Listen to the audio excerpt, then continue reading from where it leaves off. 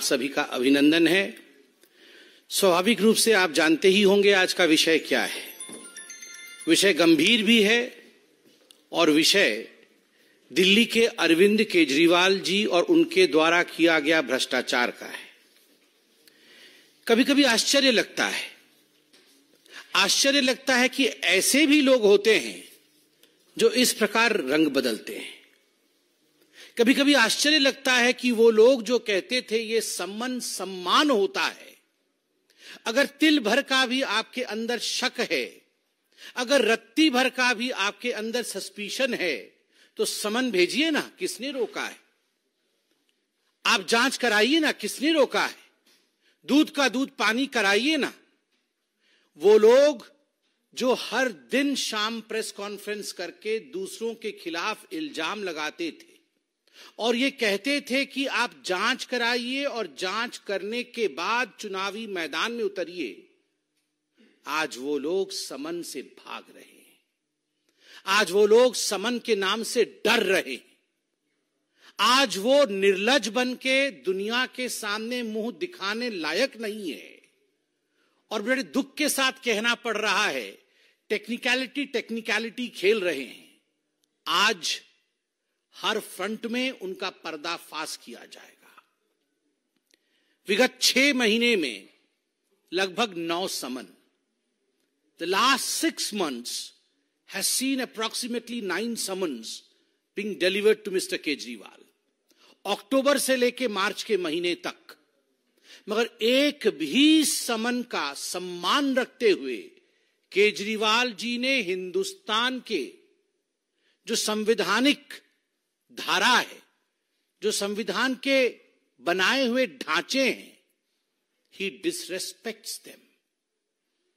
उनकी मान्यता का सम्मान नहीं करते हैं। ये जांच एजेंसियां कोई पॉलिटिकल पार्टीज नहीं बनाती है। ये जांच एजेंसियां एविडेंस के आधार पर काम करती है। और एक बात बड़ा स्पष्ट कर दूं, इससे पहले कि मैं दस्तावेज यहां प्रस्तुत करूं, जब कातिल कत्ल करता है ना, वो कितना भी होशियार कातिल क्यों ना हो, खून के धब्बे कहीं ना कहीं छुट जाते हैं और अंततो गत्वा कानून कातिल तक पहुंचता ही है।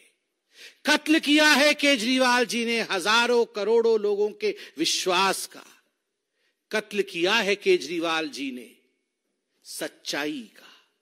कत्ल किया है केजरीवाल जी ने विकास का। और उसके एविडेंसेस, उन खून के धब्बों के छींट चारों ओर फैले हुए हैं और तभी उन्हें समन दिया जा रहा है।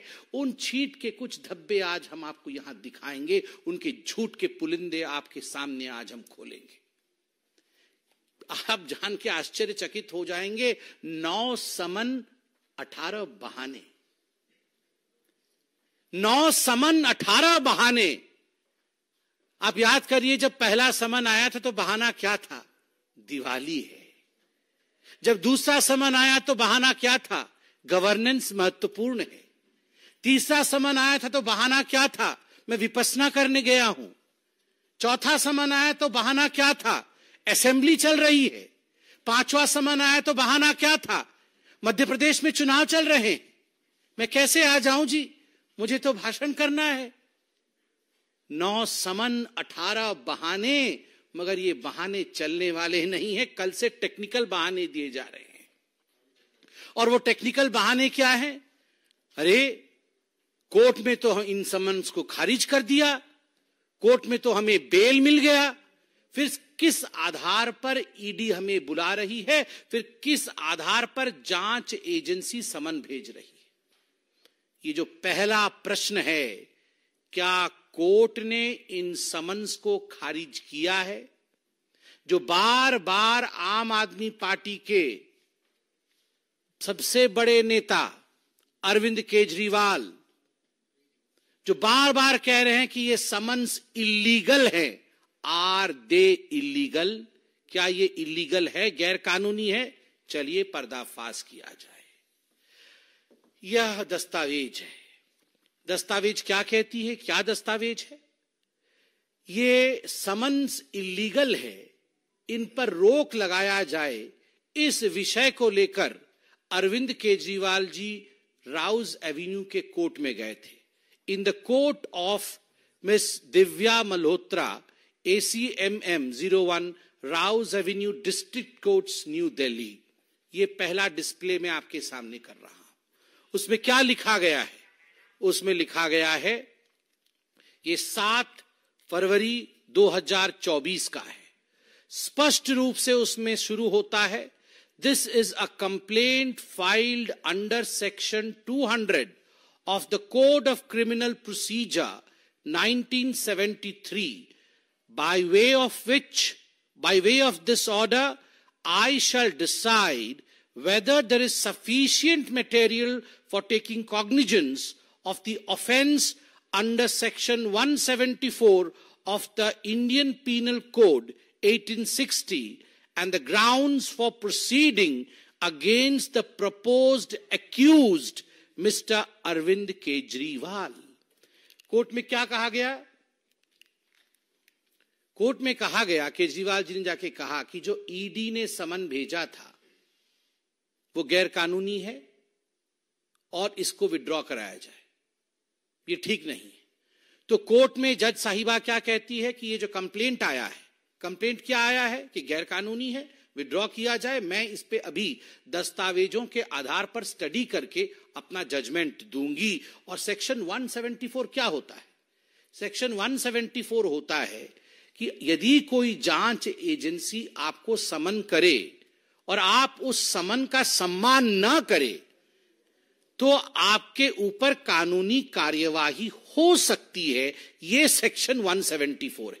तो केजरीवाल जी ने कहा मेरे पे कोई कार्यवाही नहीं होनी चाहिए जी, क्योंकि मैं तो राजा हरिश्चंद्र जी हूं और मैं तो कोई गलती कर ही नहीं सकता हूं, और इसलिए ये सब फर्जी बातें हैं. मगर यहां एक्यूज्ड के नाम से जज साहिबा ने उन्हें संबोधित किया और कंक्लूजन में जब जजमेंट दिया, मैं वो पन्ना आपको दिखा रहा हूं और पढ़ के सुना रहा हूं. क्या कहा गया कंक्लूजन में? 13 नंबर पैराग्राफ में, to sum up from the contents of the complaint and the material placed on record, prima facie offense under section 174 of the IPC 1860 is made out, and there are sufficient grounds for proceeding under section 204 of the Code of Criminal Procedure 1973 against accused Mr. Arvind Kejriwal. बड़े स्पष्ट रूप से कहा गया कि वो accused mister Arvind Kejriwal जो हैं, प्राइमा फेसी अक्यूज्ड हैं. जो भी तथ्य कोर्ट के सामने रखा गया, जो भी दस्तावेज मेरे सामने रखा गया, जज साहिबा कह रही हैं, मैंने गहन अध्ययन किया. गहन अध्ययन करने के पश्चात प्रथम दृष्टया इसमें कोई शक नहीं है कि जब आपको समन दिया जाए तो आपको समन का सम्मान करते हुए जांच एजेंसी के सामने एक्यूज्ड, आज से मैं अरविंद केजरीवाल जी को एक्यूज्ड बोलूंगा. एके मतलब एक्यूज्ड अरविंद केजरीवाल. ये एक और उपाधि उनको मिली है, AAK, एक्यूज्ड अरविंद केजरीवाल. ये एक्यूज्ड अरविंद केजरीवाल जी हैं और उनको आके उनकी सफाई देनी पड़ेगी. आगे जज साहिबा क्या कहती है ये भी आप सुन लीजिए. Accordingly, issue summons to accused Mr. Arvind Kejriwal for the offence under section 174 of the Indian Penal Code 1860 for 17/2/2024, announced in the open court today on 7th day of February 2024. इसलिए आप और समन्स इश्यू करिए. Court ने कहा समन issue करिए. Court ने कहा आप प्राइमा फेसी एक्यूज्ड है. कोर्ट ने कहा कि आपको अपीयर होना पड़ेगा. आप कैसे कह रहे हैं कि ये जो समन्स थे वो इलीगल थे? तो मी लॉर्ड, सर जी, क्योंकि सर जी जो सोचते हैं कि वही लॉर्डशिप है, तो हम तो छोटे हैं, हम तो आम आदमी हैं. अरविंद केजरीवाल जी को लगता है वही सर्वे सर्वा है, तो मैं उनको ही कह रहा हूं, मी लॉर्ड अरविंद केजरीवाल जी, आपका जो सबमिशन था that has fallen flat. Your submission that these summons were illegal has fallen flat, वो इलीगल नहीं थे मिलॉर्ड। आज आम आदमी भी समझ सकता है कि वो लीगल थे, क्योंकि हिंदुस्तान की कोर्ट ने ऐसा कहा। तो अरविंद केजरीवाल ने कहा, अरे ये क्या हो गया, कोर्ट ने तो मेरी पोल खोल दी। तो तुरंत भागे, कहां गए, फिर कोर्ट चले गए कि रिव्यू करिए। मैं तो बहुत बड़ा सत्यवादी पुरुष हूं, मेरे से बड़ा तो सत्यवादी कोई है नहीं, मैं तो भ्रष्टाचार कर ही नहीं सकता, इसलिए आप इसको रिव्यू कर दीजिए, ये जजमेंट ठीक नहीं। तो कहां गए, फिर से कोर्ट में गए और कोर्ट में जाके उन्होंने केस फाइल किया। Revision petition against the order dated 7/3/2024, जो ऑर्डर मैंने पढ़ा, is stated to have been filed by the accused. Court ने लिखा कि एक रिवीजन पिटीशन फाइल किया केजरीवाल जी ने, और फिर कोर्ट आगे कहती है कि we revived, received and perused documents, there is no stay on the proceedings. सबसे महत्वपूर्ण बात जो कोर्ट कहती है, no stay on the proceedings. आपने रिवीजन के लिए फाइल किया केस कि नहीं, ये जो है अक्यूज्ड है, प्राइमा फेसी अक्यूज्ड है, इसको रिवाइज कर दिया जाए, सेक्शन 174 के तहत रोक लगा दिया जाए, मगर कोर्ट ने कहा no stay on the proceedings. कोई स्टे नहीं है जी, आप अपने आप को सेल्फ सेटिस्फाई कर सकते हो, सेल्फ अटेस्ट कर सकते हो कि मैं सबसे बड़ा सत्यवादी व्यक्ति हूं, किंतु आपको स्टे नहीं मिलता है, आपको आगे जाना पड़ेगा। आगे कोर्ट क्या कहती है, कोर्ट कहती है offence under the section 174 IPC being bailable, accused is admitted to bail upon furnishing of personal bond in the sum of rupees 15,000 with one surety of the like amount।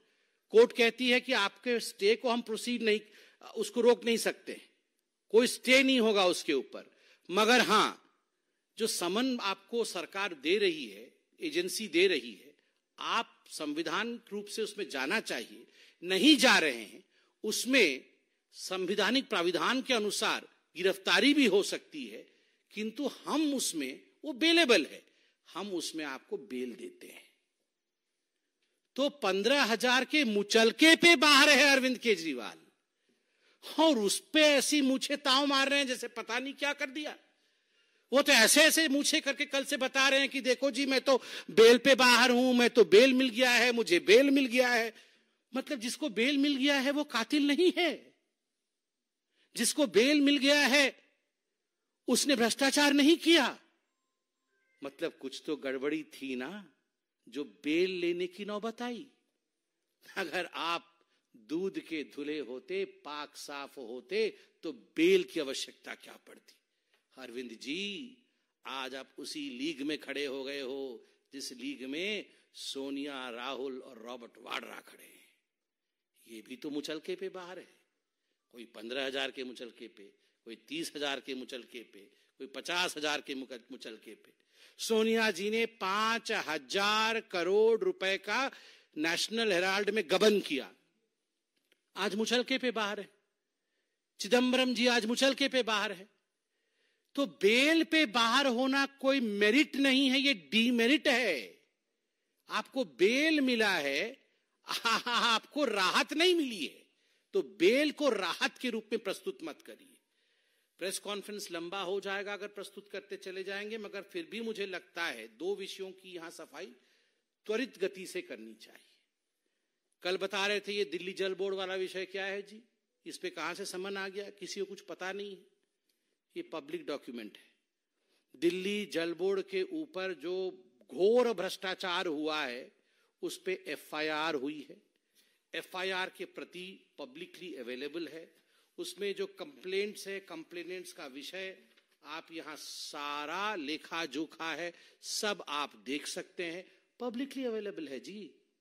इसके लिए मुझे press conference करने की आवश्यकता ही नहीं है जी। कृपया इसके बाद एक बार पढ़ लीजिएगा। कौन कहता है किसी को कुछ पता नहीं है। शुतुरमुर्ग यदि बालू के अंदर अपने सर को मढ़ लेता है, उसका अर्थ ये नहीं होता है तूफान नहीं आ रहा है। तूफान तो आ रहा है। भ्रष्टाचार आपने किया है तो तूफान तो आएगा ही। दूसरा, के कविता का विषय है। के कविता मैडम अरेस्ट हुई। अरेस्ट होने के पश्चात उनको इंट्रोगेशन के लिए भेजा गया है। क्या स्टेटमेंट ईडी ने दिया है, मैं वो 4-5 लाइन पढ़ देता हूं अरविंद केजरीवाल जी के संज्ञान के लिए। अरविंद जी, ईडी कहती है, ED investigation revealed that Mrs. K. Kavita along with others conspired with the top leaders of Aam Aadmi Party including Arvind Kejriwal and Manish Sisodiya for getting favors in the Delhi excise policy formulation and implementation. In exchange of these favors, she was involved in paying ₹100 crore to the leaders of Aam Aadmi Party. By the act of corruption and conspiracy in the formulation and implementation of Delhi excise policy 21-22, a continuous stream of illegal funds in the form of kickback from the wholesalers was generated for AAP. Further, Srimati K. Kavita and her associates were to recover the proceeds of the crime paid in advance to Aam Aadmi Party and to further generate profits or proceeds of crime from the entire conspiracy. ये आप सबके सामने है, आपने देखा होगा। आप सोच के देखिए, ये जो साउथ ग्रुप कोट अनकोट आपको पता ही है, एक कंपनी है, कई लोग इसमें है। के कविता इसमें एक किंगपिन थी। के कविता के साथ अरविंद केजरीवाल की मीटिंग हुई कि नहीं हुई?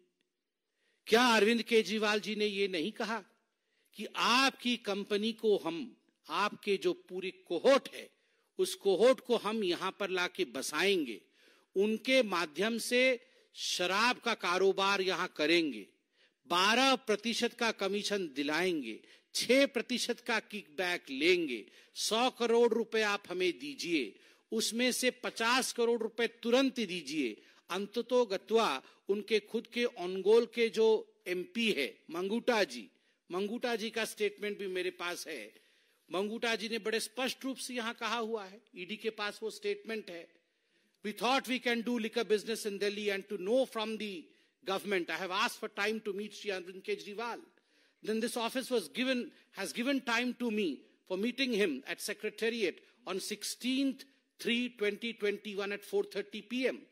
Regarding the liquor business, earlier Mrs. Kavita, daughter of Chief Minister of Telangana, K. Chandrasekhar Rao, has already approached me to do liquor business in Delhi and offered to pay ₹100 crore to the party, that is Aam Aadmi Party, and she will call you in the liquor business connection, or you call her, discuss about the future, since already their team is working in Delhi.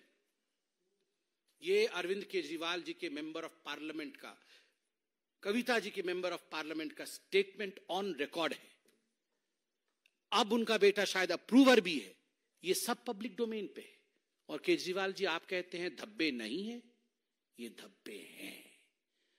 आपने विश्वास का कत्ल किया है, इतने कागज हैं, ये सब छींट है, क्योंकि समय नहीं है इन सब को गिनवाने का।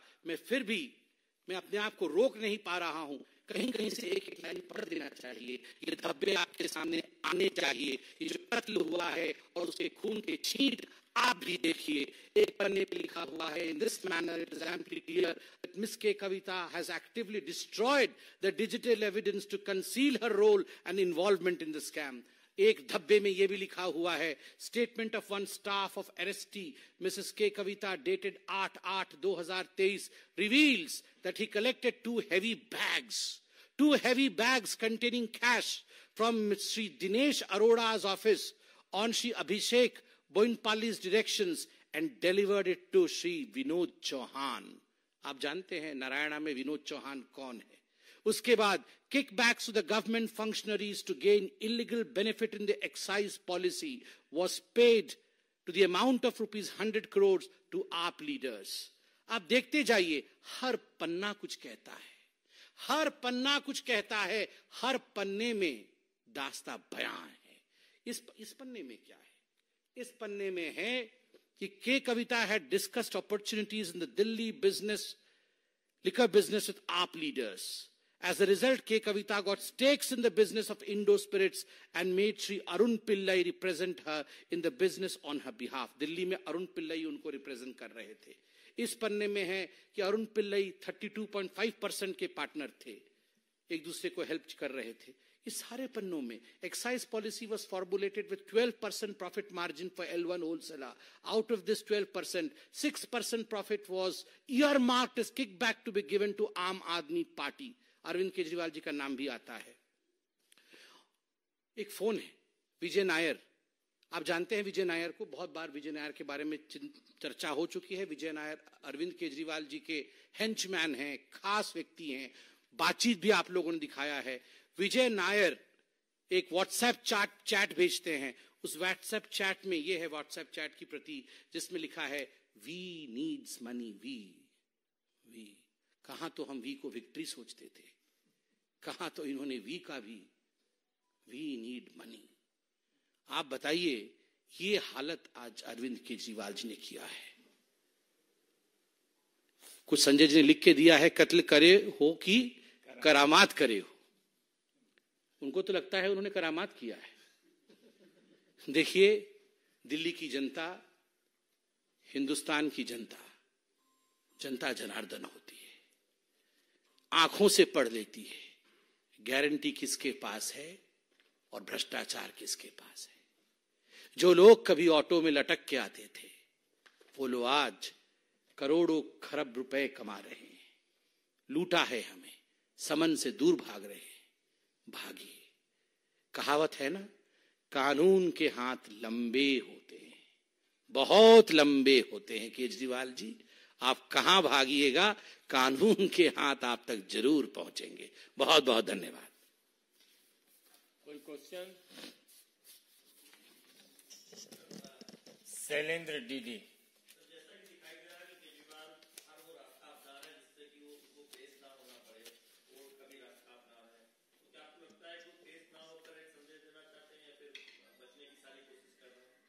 देखिए, इस देश में यह एक लोकतांत्रिक देश है।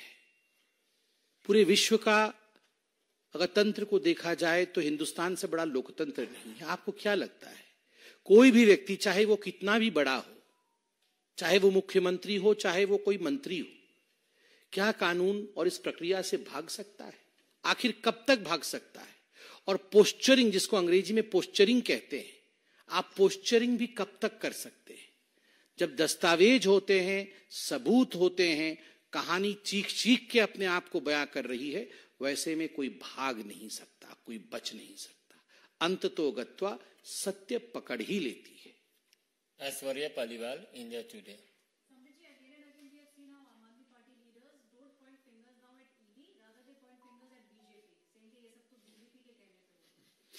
Sometimes I pity the fingers of Aam Aadmi Party, you know.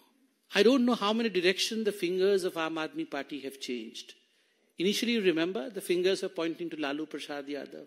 The finger was pointing to Sonia Gandhi. The finger was pointing that Mr. Vadra is the most corrupt man. The finger pointed towards Rahul Gandhi as the most corrupt person on this earth. And then they shook hands and all the fingers came together. So as far as the finger of Aam Aadmi Party is concerned, I would rather talk about finger fry, not the fingers. Hindi एक second इस विषय को हिंदी में देखिए, madam ने हमसे पूछा कि ये जो उंगली आम आदमी पार्टी की है वो बीजेपी के दिशा में इंगित कर रही है कि कहीं ना कहीं ये दास्ता जो समन्स का है वो बीजेपी करवा रही है।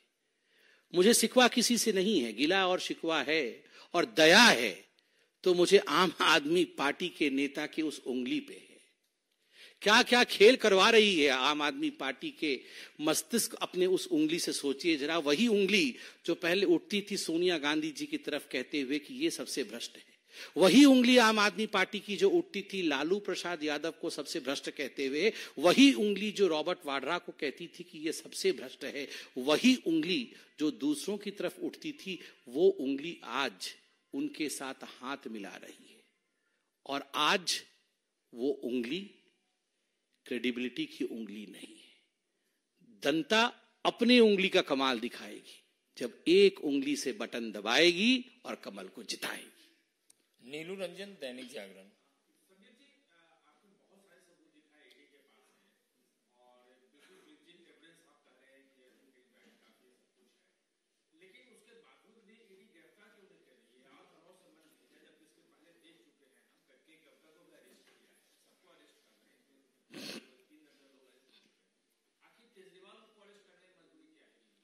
देखिए, मैंने प्रेस कॉन्फ्रेंस किया।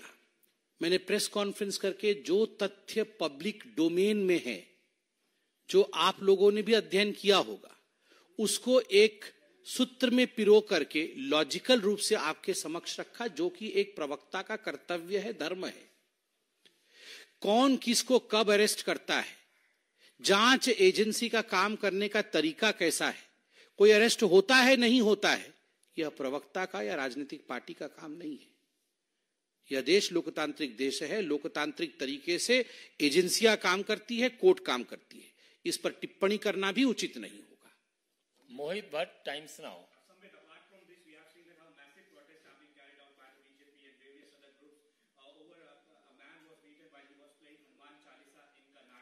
प्लीज, अभी ये विषय अलग है।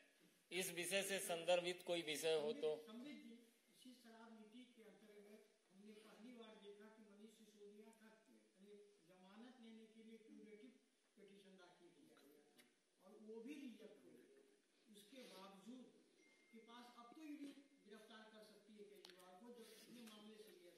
देखिए, एक बात तो स्पष्ट है और आप खुद ही मान रहे हैं, हिंदुस्तान मान रहा है।